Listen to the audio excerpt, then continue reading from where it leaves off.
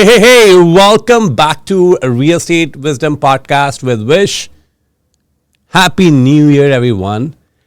Hope your holidays were amazing and you spend quality time with your loved ones and friends.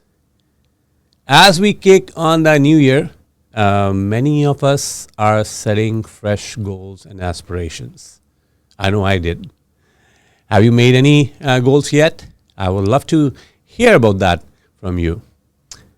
Feel free to message me, or better, let's meet for coffee or tea. Talking about coffee, recently sat down with a good friend of mine. Let's call him Mike.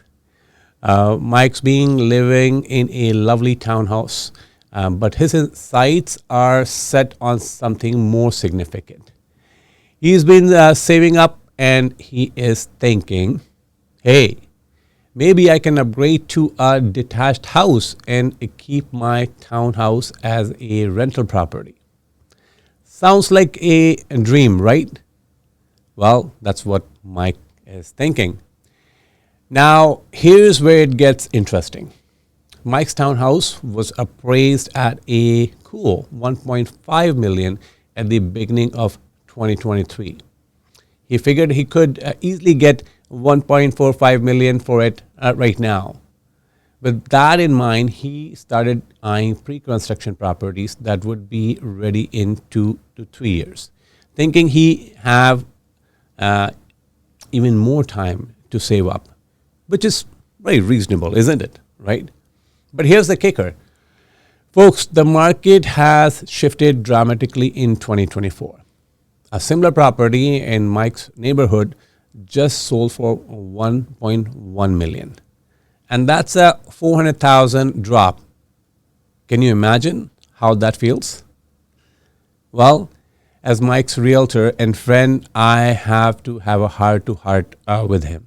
I said, Mike, buddy, we need to be cautious here. By the time you take possession of a pre-construction property, who knows where the market will be. Your current place might not appraise anywhere near what you're hoping for.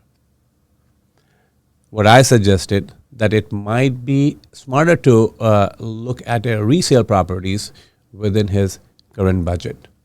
Why? Well, let me tell you about what happened to some folks last year. You probably already know. When the market was hot and they jumped into pre-construction deals, but then interest rates shot up and now they're struggling to close. Some even had to walk away, losing their deposits. It's very heartbreaking stuff. And I know a lot of people have suffered that. I don't want that to happen to my friend. Now, I want to be clear, this is just my perspective based on what I have seen. But let's look at some facts to give you a clearer picture. The market has indeed changed. The Toronto Regional Real Estate Board reported that the average selling price for all home types combined was down 5.9% year over year in October 2024. Well, I know we're waiting for December data as well. November was not much different. But it's not all doom and gloom. Home sales in the GTA surged by 44.4% in October compared to October 2023. The market is showing signs of recovery. Interest rates, as we already know, have started to come down, which is making borrowing more affordable. And this could be a game changer for many buyers. So, what's the takeaway here? Well, if you are in Mike's shoes, here's what I suggest. First, get a current appraisal of your property. Don't rely on last year numbers. They are ancient history in this market. Forget about that. Second, really think about whether a resale property might be a safer bet than pre-construction. You know what? you are getting and you can move in right away. Third, do your homework on the rental market. If you're thinking of keeping your current place as an investment property, the rental market is still strong due to population growth. But you need to crunch those numbers as well, because in some areas, rental is going down, actually 10% dropped in some areas. And lastly, and this is crucial, don't let FOMO drive your decisions. Yes, the market is picking up, but rushing into a pre-construction deal without considering all angles could be risky. Remember, folks, I say again and again, every situation is unique. What works for Mike might not work for you. And that's why it's so important to work with the professionals who can give you tailored advice based on your specific circumstances. So what do you think? Are you facing a similar dilemma? Have you had experiences with pre-construction properties in this market? Give us a call. We'll love to hear your thoughts. My phone number is 905-330-8675. I'd love to chit-chat about real estate. Well, I'm not against pre-construction. I personally myself have purchased a pre-construction home and even sell for profit as well. As well as like I lived in the last two properties on pre-construction home, because you have the opportunity to choose the color, what kind of countertop you want, what type of kitchen you want, what upgrades you want to do in there. And you can do like some modifications on these builders' home. And if you're doing in the custom homes, like, there's definitely more opportunities there, right? But at the same time, look into the market very carefully. I know people have done a big mistake. Not only, like, first one was like 2016, 2017. A lot of people have purchased a pre-construction, and then later they were short like $100, $200 to $300,000. But then, like, the same people were laughing in 2021 and 2022 because prices have jumped big time due to, like, I would say, like, unreasonable reasons. And again, that time people then learned from their past and they did the investment based on their, looking for, like, the friend is doing it, their relative is doing it, and they were thinking of, like, wow, I'm going to miss out. I was talking to one of my colleagues the other day, and he said the same thing. Around in his office, everybody was buying the property. 1, 2, 3 properties people were buying, and he was thinking of fear of missing out, and it was like tempted. Even it was so much so he liked one of the property, and he was going to put an offer on it, but somehow he stopped. And a few months later, when interest rate started rising, he had that, he said, like, wow, I made the good decision not to purchase the another property. But hey, you know what? Like, it's real estate is a long-term game. Sometime you win, sometime you lose. And when you make those decisions, make sure you have the means to fulfill your obligations, your finances, to have that some contingency, like a what if then didn't happen?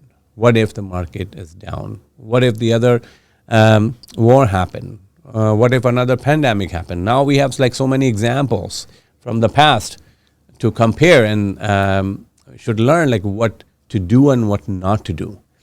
We have to think differently. We have to strategize differently. We have to look into what future holds and not putting all the eggs in one basket. So not only investing in real estate, but other places where we can more return. Having some cash flow in hand, right? And, we all have a dream. We we have to take a risk. Sometimes it also happen. A lot of people I meet, and they get to an analysis paralysis as well. So, like they will think they were buying properties like since long time, and even the prices have dropped. Now people cannot afford that property either. Even the prices have dropped. So same people who were thinking of like the cursing how the market is going up and up, they haven't purchased the property in last 5-7 years yet. So it's still there, living the same life. And then they say, hey, somebody made more money than the other. So I will say, like, don't get jealous like what other people doing, and don't just follow what other people doing. You have your own goals. Set your own goals. Set your own advice. Have facts, and but like don't overanalyze. A lot of people do. A lot of people do. They overanalyze things and they go, hey, I'm not buying it or I'm not selling it. And same apply to sellers as well. Soon market started shifting a little bit. They say, hey, I'm going to hold off. I should get like a more price for my property. I do understand that everybody wants to make more profit. And everybody wants to sell high, buy low, isn't it? Nobody wants to sell low and buy high. So it is, but I wanted to share this story because you're starting your new year, and I know I have a lot of consultation happen in past weeks with different people looking to what their goals of buying or selling in the current year. And I give like the advice from what I see around me, not just the data, but also like in a combining like a more common sense approach that what we should do. For Mike, definitely he has aspiration, and I'll encourage him to do so. Just be careful. It's not like I'm warning it, like, it's go all bad. Just be cautious and just have that in mind that you have enough finances to cover if anything happen. So have the contingency plan. I hope whenever you're setting your goal, having that contingency plan in any plans which you do and be flexible if you have to deviate from your plan and want to achieve something bigger and better, right? Don't we all want it?